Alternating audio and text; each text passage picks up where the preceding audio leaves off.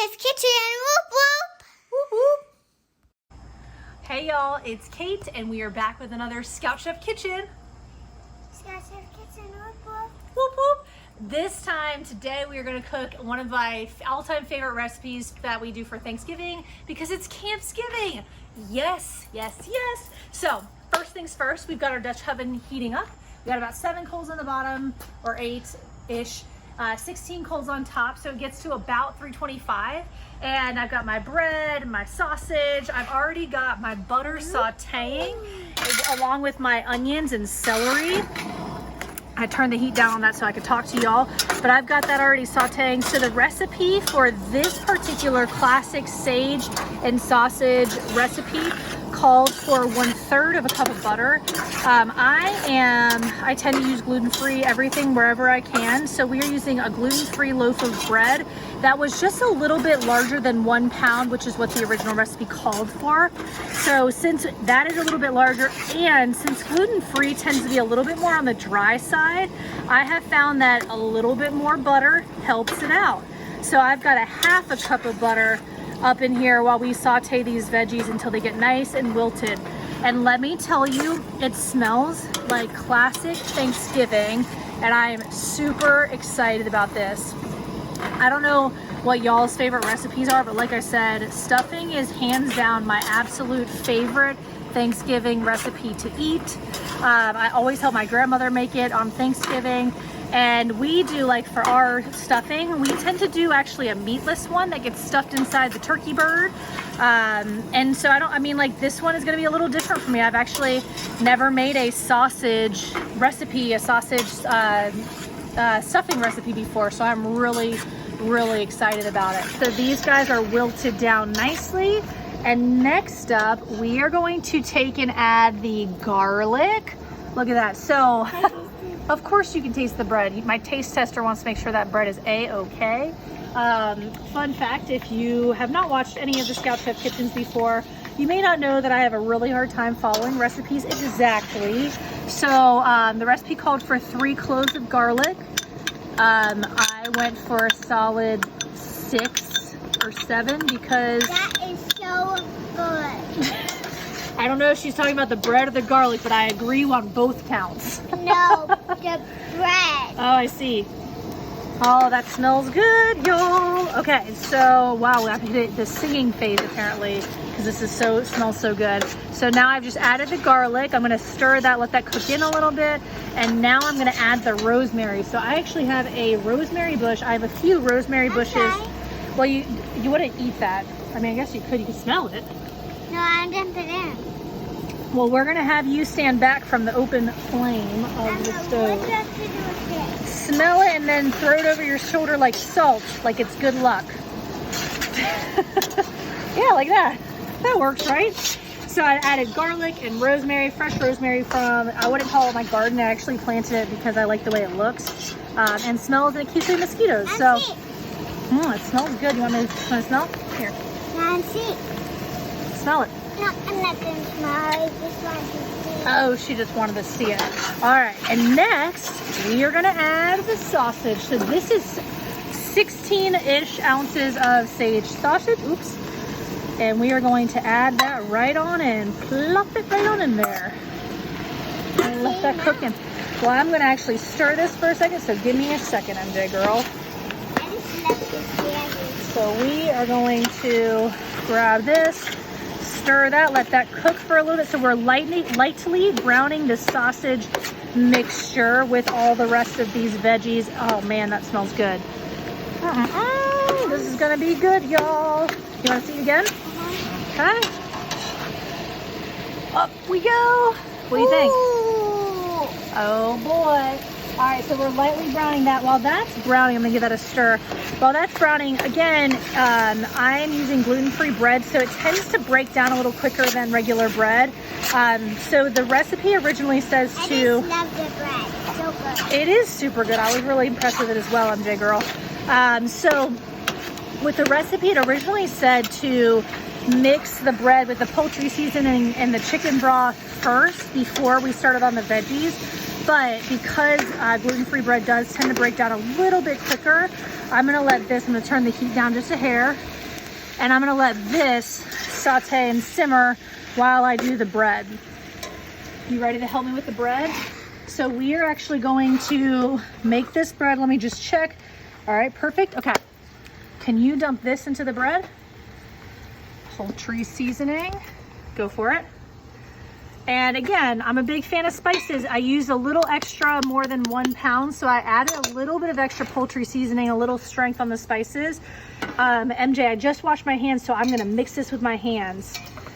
You ready for that? Look at that. To get all that poultry seasoning mixed and rounded around all over the bread. That's gonna be good, huh? Okay. And can I have the bread again? Nope, not this time. Why? We're gonna give this a stir, and we will be right back when this is a little bit more lightly browned. All right, look at that. It is browning up nicely. So again, while that's cooked, so we've already added the poultry seasoning to the bread. Next up, check out these little itty bitty 1 cup servings of chicken broth. Love it. So much easier instead of the whole thing, and then you end up like, what are you gonna use the rest of it for, right? All right, ready, MJ? I'm gonna add this in. Chicken broth, a whole cup going in the bread. Bingo. And then last but not least, the eggs. Recipe called for again. Ew. Again, the recipe called for, I wasn't about to touch that with my hands, yucky, yucky. The recipe called for, usually I do on Thanksgiving Day though. It's up to me and my grandmother to make the stuffing usually on Thanksgiving Day. And I'm gonna tell you, just get up in there with my hands because she loves it. So it's grandma's style, so that's my style on Thanksgiving Day. So anyways, recipe calls for 2 eggs because I'm using the gluten-free bread and a little larger than a 1 pound loaf. Actually, there's 3 eggs. Yes, exactly. Well, that's what I was just gonna say. High five. How'd you know? Way to tell everybody. Watched you. Because she watched me. So this is 3 beaten eggs all pulled in here together. Look at that, perfectly coming together. And now, MJ girl, let's check on my sausage and butter and celery, onions in a minute. So we're gonna combine it all. And when do we add this? The olive oil is a just in case thing, just in case I needed it. I brought it out because I'm Italian, and when I panic on anything, it means add more olive oil. It's just the way it goes. Like garlic and olive oil are the things that you add in extra just in case. Let's turn that heat up a little bit. When do we do the bread? Well, in a minute. As soon as this sausage is done being browned, we are going to add it all together. I can't see. You want to see? Oof. Whoop. Don't jump at me. All right. So let that simmer a little bit longer, and then we're going to stir in the bread mixture to the Dutch oven. Can I stir it? Yeah, you can stir that up. All right, this is about done. Nice and lightly browned. Looks pretty good, right, cameraman? Behind the scenes. It does smell good, MJ girl. Assistant, is the bread complete and ready? No, not yet. Okay, we'll give that a couple more stirs. And next up, we'll be right back. I'm gonna take that lid. I need 2 hands to take that lid off of the Dutch oven, and we will get that set and ready to go. All right, y'all, let's do this. Because this is a bigger bowl than my pot, I am going to take and add my sausage, celery. So it's supposed to be, again, 1 cup of celery, 1 cup of celery, and what was the rest? 1 cup of celery, 3 pregnancy brain got me.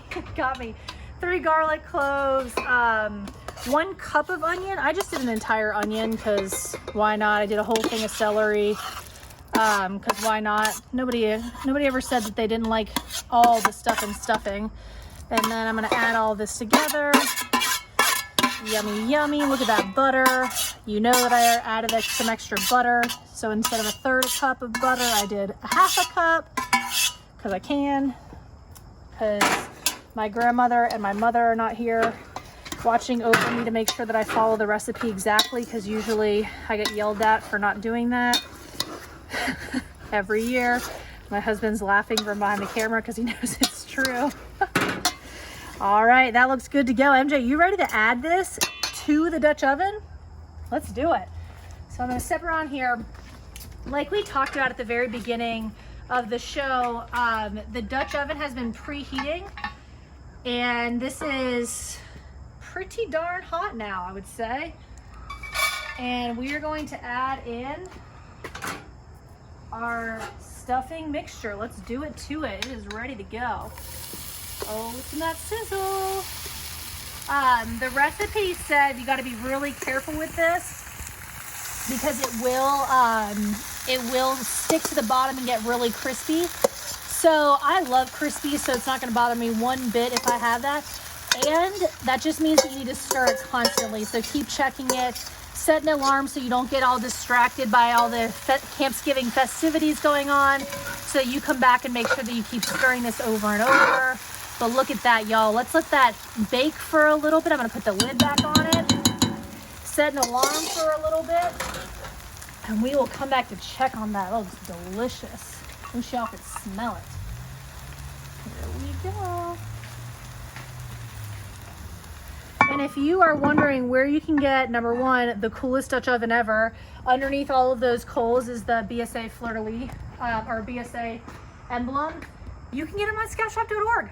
Duh. And same with like camp-made lid lifters and all of the fixings, like literally a holder for a charcoal chimney, which we have off to the side, all of that available on scoutshop.org, so you can have all of your own Campsgiving setup. That'll be so awesome. And we'll be back. We'll be back once this is cooked a little bit, and I'll show you what it starts looking like. All right, everybody, let's check this out. So this is our first check. Fingers crossed that it looks good. You got your fingers crossed? Oh, good. I'm super glad. Y'all, again, you need yourself an assistant that does a good job crossing their fingers. Look, Mama. Oh, that's a good job crossing your fingers. I like it. So that looks pretty darn good. Give it a stir. Looks good so far. Oh yeah, you can see it got a little, it's gotten a little bit of the crispies on the side, so I'm just gonna scrape a little bit there. Make sure that we get those off the side. So that is good. Oh yeah, this looks delicious. So the full cook time for this, it said about 20 minutes. I'll keep you posted on what that looks like, if it does happen at 20 minutes or if it's longer, because I love to add ingredients or what's going on. So this is looking good. Because I felt like, so 20 minutes passed and I felt like it wasn't getting quite crispy enough, fast enough. So I added some coals to it, especially, so again, remember I added an extra egg, some extra butter. My loaf is more like a loaf and a half. So again, this is not surprising that it's taking a little bit longer with some extra coals needed. So I'm just gonna keep stirring it. It still looks, you can see it hasn't quite baked through yet. So added some extra coals, gonna let that book, but I will say it smells so good. Y'all, like, can't even handle it. Throw this lid back on there to trap that heat back. I'm probably gonna add some more coals to the top as well to keep that cooking, keep that hot, and yeah, we'll be back. Okay, this is the moment. I checked on it a couple minutes ago, and it is good. It has crisped up really well. Y'all, can you even? Because I cannot. Look at that. Oh my goodness. Let's give that a stir. So this is what I was looking for, like a little bit more of a crisp on it. You can tell that it's crisped up on the bottom too. Oh, I wish you could smell this. It is delightful. Get some of those scrapies and crispies off. You ready to try this, MJ? Spooned up. Spooned up, huh? All right, let's put some on a plate. Make sure I got some of these crispy pieces for us to try. Oh my goodness. Oh my goodness. Oh my gosh. Oh my gosh. All right, let's put this over here. Now this is super duper hot. Are you ready? I don't even know if you like stuffing, but we're gonna find out, huh? You can stand up. I was actually coming down to your level. Stand up. I'm gonna do it. Oh, okay. You ready to try it? I'm trying to stop. Okay. Can you hold your spoon normally? There we go, because I don't want this to fall. Ready? It's a bit hot, so just be careful. What do we think? Stuffing is a hit. So recap, sage and sausage, classic Thanksgiving stuffing in a Dutch oven. It took a lot longer. I am definitely on a learning curve, learning how to cook on a Dutch oven with coals, and it is perfect. So excited about this recipe. Can't wait for y'all to try it. It is super. I tried it earlier, I'm not gonna lie, but I'll try it again. It's good. Like, you must make this. Hey, you have to bend down for my result. Okay, give me a second. For all you guys out there that are like, oh, stovetop is way easier, we're just gonna go that way. Cannot recommend going this route enough. Super easy. Pre-chop up your bread. Start in a bag before you go. This doesn't have to be done. I did cook part of it on the Coleman 2-burner stove. You can do it all in your Dutch oven. One pot meal, super simple. Try it out and give it a go. Switch over and make the switch from like a box to the real deal, because it is so worth it. And that's all for this episode. Next up, we're gonna be cooking, sorry, I'm still chewing. Next up, we're gonna be cooking turkey legs, braised turkey legs, and in a Dutch oven, just like this. Cannot even wait to show that one to y'all. And until then, bye y'all.